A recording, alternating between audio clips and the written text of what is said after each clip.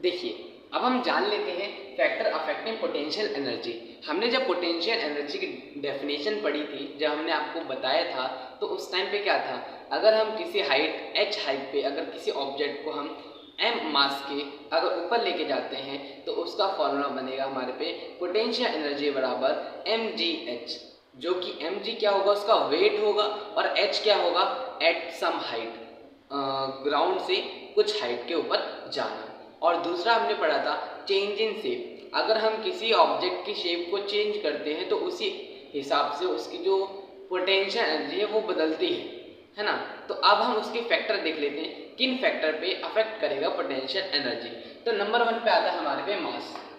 Number 1 पे आता है हमारे पे मास। अब मास से क्या रिलेशन है, देखो, अगर आप इस चौक को ले जाओ और एक 10 किलो वाले पत्थर को ले जाओ 10 मीटर ऊपर, अगर आप दोनों को फेंकोगे तो एक बात बताओ, चोट किससे ज़्यादा लगेगी, इससे ज़्यादा लगेगी, उस पत्थर से ज़्यादा लगेगी। ऑब्वियसली बात है, उसका ट्रीटमेंट हो जाएगा अच्छा वाला। तो वही ट्रीटमेंट है ना, वही पोटेंशियल एनर्जी करवाएगी। तो इसी कारण से मैं क्या बोल सकता हूँ, जो मास m है वो डायरेक्टली प्रोपोर्शनल है पोटेंशियल एनर्जी के। मतलब मास जितना बढ़ेगा उतनी पोटेंशियल एनर्जी बढ़ेगी, ठीक है। मास अगर हाफ हो जाएगा तो पोटेंशियल एनर्जी भी हाफ हो जाएगी, ठीक है उसकी।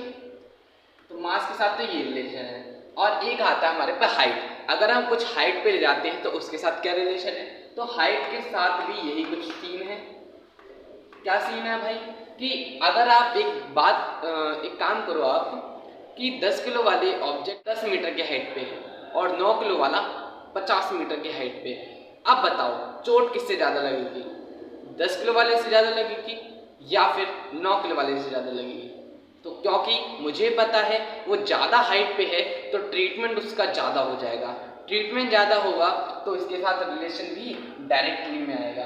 तो पोटेंशियल एनर्जी डायरेक्टली प्रोपोर्शनल हो जाएगा किसके, पोटेंशियल एनर्जी के। हाइट जो है वो डायरेक्टली प्रोपोर्शनल हो जाएगी पोटेंशियल एनर्जी के। पोटेंशियल एनर्जी बढ़ाएंगे तो हाइट भी बढ़ जाएगी, हाइट बढ़ाएंगे तो पोटेंशियल एनर्जी भी बढ़ जाएगी, और हाइट को अगर कम करेंगे तो पोटेंशियल एनर्जी भी घट जाएगी। यही रिलेशन है इसके साथ। तीसरा जो रिलेशन आता है वो आता है चेंज इन शेप। आप पूछोगे भाई एक बात बताओ, क्या शेप के साथ भी रिलेशन आता है? मैं कहूँगा बिल्कुल होता है। आपने वो देखा है स्प्रिंग, स्प्रिंग को आपने खींचा है, क्या वो फोर्स लगा, एक बात बताओ, आप स्प्रिंग को खींचते हो अचानक से छोड़ देते हो, क्या वो उसी पोजीशन में रहती है?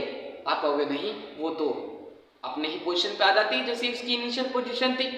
तो यही एनर्जी क्या हुई, कंजर्व हो गई। मैंने उसको जब खींचा तो उसमें पोटेंशियल एनर्जी आ गई थी, स्टोर हो गई थी। जैसे ही मैंने छोड़ा तो वो पोटेंशियल किस में बदल गई, काइनेटिक में बदल गई और कंजर्व हो गई। यही तरीका जो है ये कुछ फैक्टर पे अफेक्ट करते थे, मास पे, हाइट पे। अच्छा, हाइट कौन सी हाइट भाई, जो अबव द ग्राउंड, क्या है height, above the ground, ground के अबव, ठीक है, ग्राउंड के ऊपर, अबव द ग्राउंड, ठीक है। मास, हाइट, चेंज इन शेप। जितना आप क्या करोगे, स्ट्रेच करोगे, जितना आप स्ट्रेच करोगे उतना क्या होगा, पोटेंशियल एनर्जी बढ़ेगी। जितना स्ट्रेच, अच्छा तुमने क्या देखोगे, स्प्रिंग को जितना खींचोगे उतनी तेजी से वो आएगी। यही तो है भाई तो उसके साथ रिलेशन स्ट्रेचिंग और पोटेंशियल एनर्जी का। तो ये 3 चीजें थी, नोट डाउन करो। आई थिंक आपको समझ आ ही गया होगा। धन्यवाद।